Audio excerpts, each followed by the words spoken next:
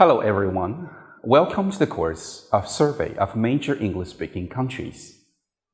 Today, we are going to learn Chapter 15, Social Problems of the United States.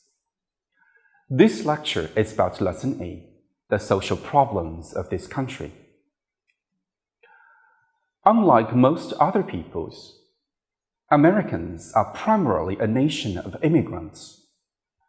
The citizens or their ancestors immigrated from many parts of the globe. Some as refugees from religious and political persecution. Some as adventurers from the old world seeking a better life. Some fleeing a hopeless economic situation or natural disaster. Some wanting greater educational opportunities, and some as captives brought to America against their own will to be sold into slavery. Though people all share a common American culture, the nation contains many racial and ethnic subcultures with their own distinctive characteristics. These differences might seem trivial or irrelevant to outside observers, but they have contributed to racial conflicts, that they have been a persistent social problem to United States society. The United States was founded on the principle of human equality, but in practice, the nation has fallen far short of that ideal. American society is a stratified one, in which power, wealth, and prestige are unequally distributed among the population.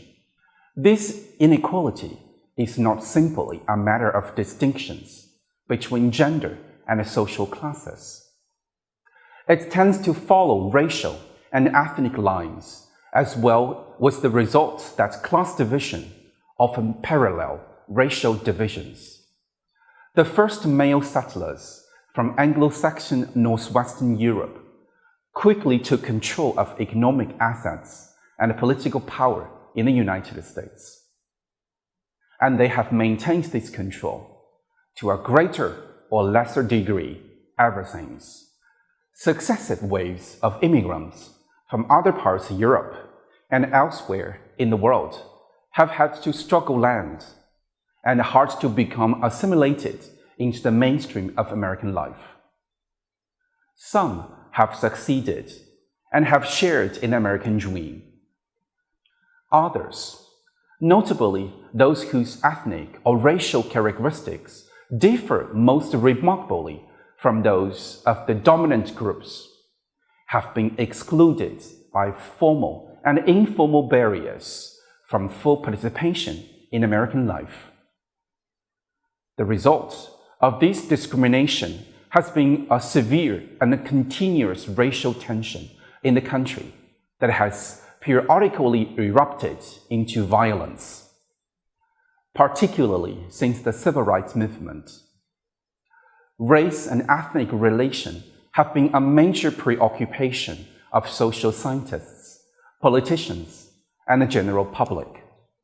In the United States, any group other than the dominant white Anglo-Saxon Protestant majority is a minority group in American society. This racial and ethnic minorities mainly refers to the blacks, Native Americans or American Indians, the Hispanics, and Asian Americans. All these racial groups are still suffering from the racial discrimination and injustice. The African Americans used to be the largest of the racial and ethnic minorities in the country, accounting for 12% of the population. Their history in the United States has been one of oppression, discrimination, and the denial of basic civil rights and liberties. The first Africans were brought to North America in 1619. Within a few decades, the demand for their cheap labor led to a massive slave trade that ultimately transported some of 4 million men and women to this continent, captured by neighboring tribes in their native villages and then sold to white traders. The slaves were shipped in very poor conditions to the Caribbean and then to the United States. They were sold like animals at auctions and enslaved by whipping and severe punishments. The northern states had all outlawed slavery by 1830, but the southern states, in which slaves had become the backbones of the economy, maintained the institution until it was finally ended by the Civil War, Lincoln's Emancipation Proclamation of slaves, and the 13 Amendments to the Constitution in 1865. But even after the abolition of slavery, discrimination was practiced against the Black Americans.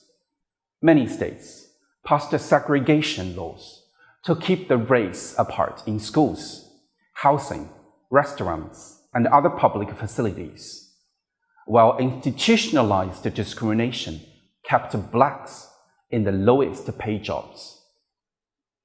A variety of methods were used to keep blacks off voting. The 1960s saw the Great Civil Rights Movement, whose goal was to end segregation laws and fight for the equal rights for the colored people. Many black people began to have a new mood. They had feelings of pride, declaring that black is beautiful. The black community showed signs of unprecedented self-confidence. Equally important, many black leaders argued that they ought to coexist with other groups in a plural society containing different and distinctive communities living in mutual respect. The current status of African Americans presents a mixed picture. The elimination of legal barrier has been a major gain, but institutionalized discrimination is still rife. The great majority of black people continue to live in neighborhoods that are overwhelmingly black, and most whites live in neighborhoods that are overwhelmingly white. The median income gap between the two groups has widened in recent decades. Black people complain that they are barred from positions of authority and restricted to low-paying jobs. But after Barack Obama became the first African-American president of the United States, an increasing number of well-educated African-Americans had already moved into important positions in local and national governments, the business world, and the media. Race tension between black and white is still undesirable. The majority of whites believe that there has been a lot of progress in getting rid of discrimination, but more than half of the blacks felt that there has not been much real change. Many blacks are still pessimistic about social progress and their future. One reason may be that blacks are more accurately aware that a great many of their members have failed to share in the more general social gain. Though some blacks have worked their way into the middle class, more blacks are left behind, with rising number of unemployed and underemployed. Many members of this underclass are young and unskilled, living in the cities where unemployment rates for black workers run as high as 50%, about 8 times the rates for the American workforce as a whole, living in an environment of poverty, decay, crime, drug addiction, joblessness, and hopelessness. These underclass black people offer the potential to explode the future. Another social problem in the United States is poverty. By many standards, the country of the United States is the most fabulously wealthy society in history. Yet, according to survey, almost 15% of Americans are living at or below the official poverty line. on income that the federal government considers insufficient to meet basic requirements of food, clothing, and shelter. Poverty in the country does not simply mean that the poor do not live quite as well as other citizens. It means many old people eating dog or cat food to supplement their diets. It means malnutrition and the deprivation of hundreds of thousands of children. It means great number of people suffer from disease, drug abuse, alcoholism, and mental disorder. It also means unstable marriages, slum housing, illiteracy, inadequate medical facilities, and a short life expectancy.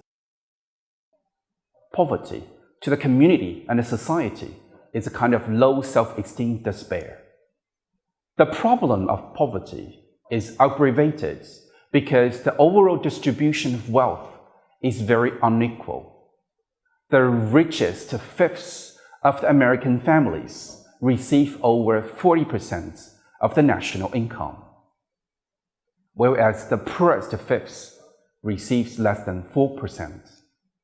The continued existence of poverty in American society raises serious moral questions and creates fierce conflicts of interests and many other political controversies. Drug abuse in the United States has come to be regarded as one of the most challenging social problems facing the whole society. It has a wide range of social costs, some obvious and measurable, some hidden and difficult to quantify. The use of alcohol, for example, is highly correlated with violent crimes. Alcohol use is directly responsible for tens of thousands of highway accidents and injuries, in which the drug is blamed for half of the annual total of road traffic fatalities. Drug dependence takes a significant toll in terms of personal health and safety. Many drugs have severe side effects on mental as well as physical health. Crime is one of the most serious social problems facing the country. Former President Richard Nixon remarked on several occasions that crime is the number one enemy, and that we must declare war against it. It is generally agreed that serious and violent crime has reached alarming proportions in the United States.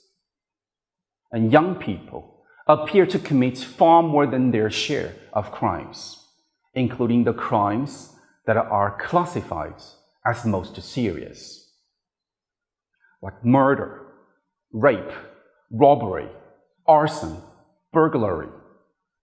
Members of racial minority groups have a disappointingly higher rate of arrest. The arrest rate for the black is 3 times higher than for whites. One reason for this higher rate is that a higher proportion of the black population is poor or unemployed.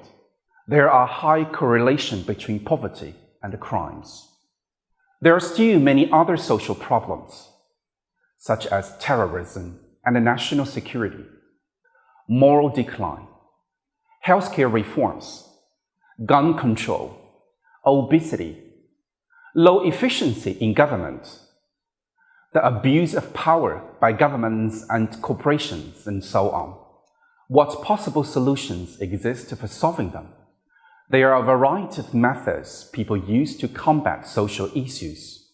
Some people vote for leaders in a democracy to advance their ideals.